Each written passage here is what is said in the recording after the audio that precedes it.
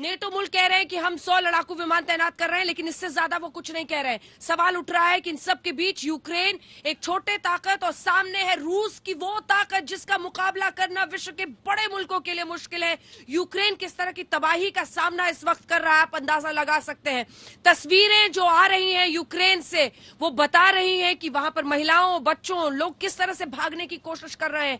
लेकिन इन सब के बीच हम आपको ये भी बता दें, दावे दोनों तरफ से हो रहे हैं, लेकिन रूस एक सैन्य शक्ति के तौर पर प्रबल बड़ा देश है और इसी के साथ नेटो मुल्क भी अपनी बात कह रहे हैं। वो चाहे वो बोरिस जॉनसन हो जो ये कहते हैं कि तानाशाह पुतिन बन गए हैं, चाहे नेटो मुल्क है जो स्वतंत्रता लोकतंत्र के खिलाफ बता रहे हैं, हर कदम को पुतिन के उनके आक्रमण को इन्वेजन कह रहे हैं। लेकिन इन सब के बीच आज पूरा विश्व यही सोच रहा है कि व्लादिमीर पुतिन, रूसी राष्ट्रपति के मन में आखिर क्या चल रहा है, क्या सोच रहे हैं वो। क्या विश्व को तीसरे युद्ध की कगार पर वो खड़ा करना चाहते हैं। जिस तरह से मामला एस्केलेट हो रहा है, नेटो की तरफ से अगर यूक्रेन को शामिल कर लिया जाता है, फिर तबाही का यह आलम कहां तक पहुंचेगा। पहले ये रिपोर्ट अपने दर्शकों को दिखाते हैं।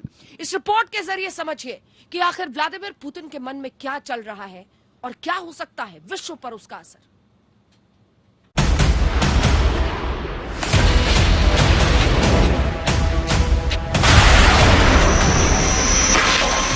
शहर के बीचों बीच अभी अभी सुनाई दिए हैं, यहाँ पर थर्रा जाती है एकाएक धरती, जिस तरह से धमाकों की आवाज रुक रुक कर आती है।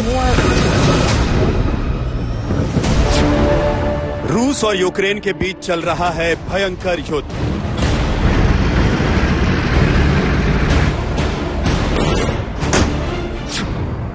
यूक्रेन के शहरों में बम और मिसाइल बरसा रहा है रूस।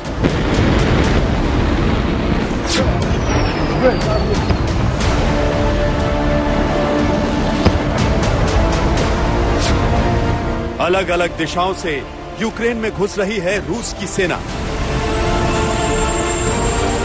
रूस ने इस समय कीव पर हमला करना शुरू कर दिया है। रूस के हमले से यूक्रेन में मच गई है भयंकर अफरा तफरी।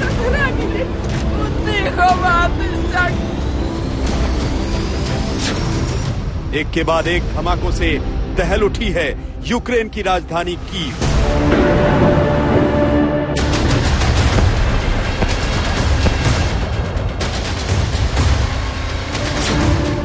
रूस और यूक्रेन की जंग से दुनिया में मच चुकी है हलचल।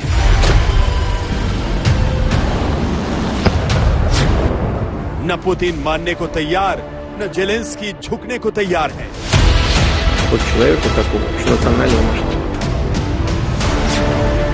रूस और यूक्रेन की जंग का आखिर क्या होगा अंजाम।